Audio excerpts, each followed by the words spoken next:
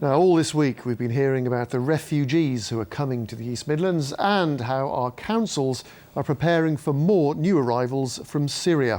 12 years ago, though, they had to deal with much larger numbers of Kurds who'd escaped from war-torn Iraq.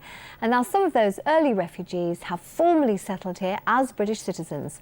Our social affairs correspondent Jeremy Ball reports. The fall of a hated dictator, Saddam Hussein's atrocities in northern Iraq sparked an exodus of refugees, and thousands of young Kurds were settled in cities here in the East Midlands.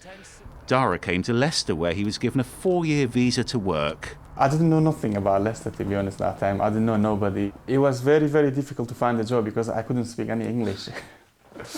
Anywhere I used to go, they said no. I started in a bakery. While I was working, I was studying as well. 12 years on, Dara's a British citizen. He's now studying for a politics degree at De Montfort University, and he'd eventually like to become a British MP. The country has done a lot for me.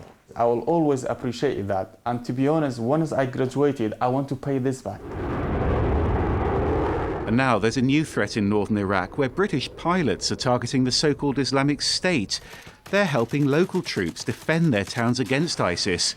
Dara's brother's fighting with those Kurdish forces, and Dara's just been out there to visit his family. I was in Kurdistan for 3 months, but I always miss Leicester. When I go somewhere else, people tell me, oh, you got English blood in your body. Because I act like English people. When I come back on the way back to Leicester, I feel happy. I feel like I'm going back my home. Some of the Kurds who came to the East Midlands have now returned for good. Many others have stayed and married or opened businesses here, but they won't forget their roots. Jeremy Ball, BBC East Midlands Today.